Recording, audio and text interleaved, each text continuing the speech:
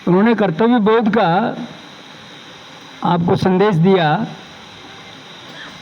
और हमारी जिम्मेदारी बनती है कि हम अच्छा कार्य करें।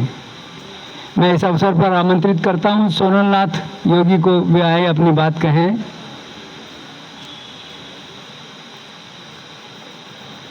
की भाषा बोलो, रग रग में कर्तव्य घोलो। रावी की तट पर जब गुलामी की बेड़ियों को तोड़ा था, उसी अवसर पर तो हमने संविधान से नाता जोड़ा था। उत्तरस्य हिमालयस्य दक्षिणम समुद्रस्य यद भारतम नवम भारतीय संतति। मंचासीन महानुभाव, उपस्थित भावी भारतीय भविष्य और उसका निर्माण करने वाले शिक्षकों को मैं नमन करती हूँ। गणतंत्र सिर्फ संविधान की संहिता नहीं है। गणतंत्र आकाश के विस्तृत नीले पटल के नीचे फहराता हुआ सिर्फ ये राष्ट्रध्वज नहीं है। गणतंत्र अर्थात संविधान हमारी आत्मा का दर्पण है। आज हम हमारे अधिकारों की बात तो करते हैं, परंतु क्या हमने हमारे कर्तव्यों का निर्वहन किया है? क्या हमने जाति धर्म पाति के अलावा एक सशक्त समाज का निर्माण किया है? क्या हमने हमारे अंतर असमानता रूपी विश्व को समाप्त कर शिक्षा, सेवा और समानता का दीप जलाया है? आज हम सभ्यता का एक लंबा सफर तय कर चुके हैं। ऋग्वेद और सामवेद से लेकर विश्व के सबसे लंबे हस्तलिखित संविधान तक। आज हमने 4000 साल पहले पुष्पक विमान के निर्माण से लेकर आज तेजस और मिराज के निर्माण तक। आज हमने चंद्रमा और मंगल की पूजा से लेकर चंद्रयान और गगनयान तक बैठकर जाकर चंद्रमा और मंगल तक पहुंचने तक का सफर पूरा कर लिया है। और इन सब बातों पर जब गौर किया जाता है तो इसका एक पहलू नजर आता है कि इन सब के पश्चात भी इस भारत राष्ट्र का एक स्थायी भविष्य क्या हो सकता है। इस भारत राष्ट्र में, इसके निर्माण में युवाओं के योगदान क्या हो सकता है। और एक युवा होने के नाते यह हमारे लिए आवश्यक है कि हम छोटे छोटे कदम बढ़ाते हुए आगे बढ़े और इस राष्ट्र के लिए दृढ़ संकल्पित हो जाए। और जिस दिन से इस देश का युवा अपनी भाषा को विचार, विचार को योजना और योजना को सफलतापूर्वक धरातल पर क्रियान्वित करने लग जाएगा, उसी दिन से उभर रहा होगा एक अद्भुत, अद्वितीय, अखंड, मजबूत, सशक्त और विकसित भारत का भविष्य।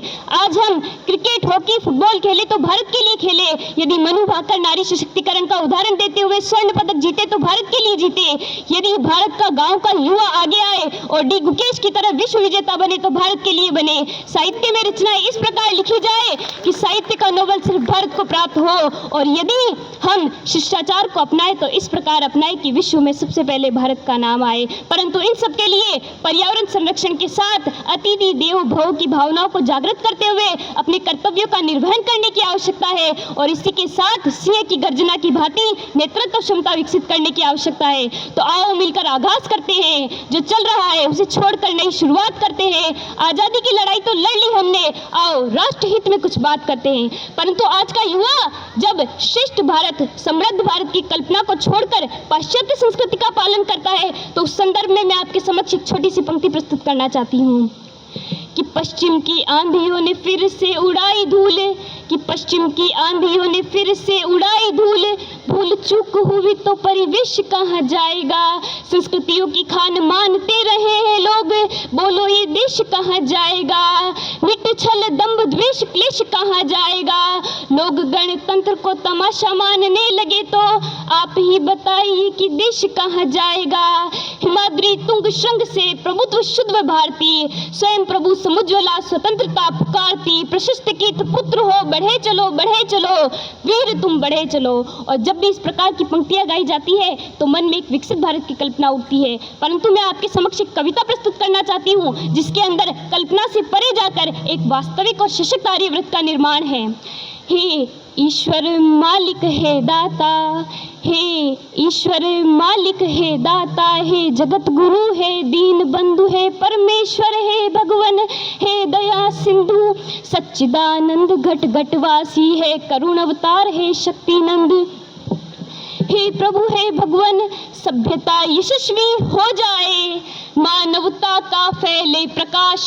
सब दिव्य दृष्टि के पोषक होकर दोष दृष्टि का सर्वनाश। इतिहास गटे जाए प्रतिपल, पृष्ठों में अकलंकता रहे। हर एक बालिका विदुषी हो, हर बालक नीति निधान रहे।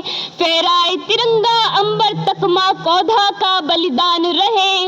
भारत की बेटी चाहेगी, भारत की बेटी चाहेगी धरती पर संस्कृतियों का सम्मान रहे। और जब तक सूरज चंदा चमके तब तक ये हिंदुस्तान रहे। और जब तक सूरज चंदा चमके तब तक ये हिंदुस्तान रहे।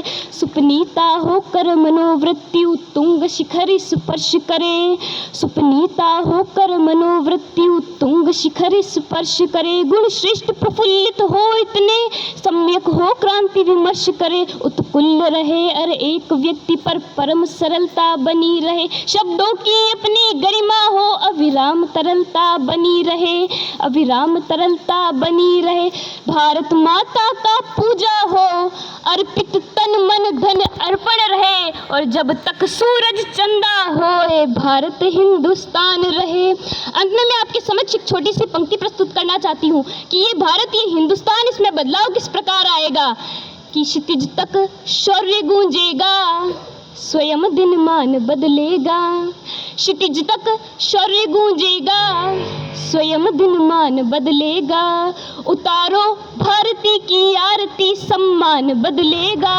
विवादों में उलझकर कीर्ति माँ की मत करो धूमिल, शहीदों की करो पूजा तो मेरा हिंदुस्तान बदलेगा, शहीदों की करो पूजा तो मेरा हिंदुस्तान बदलेगा। धन्यवाद। जय हिंद, जय भारत।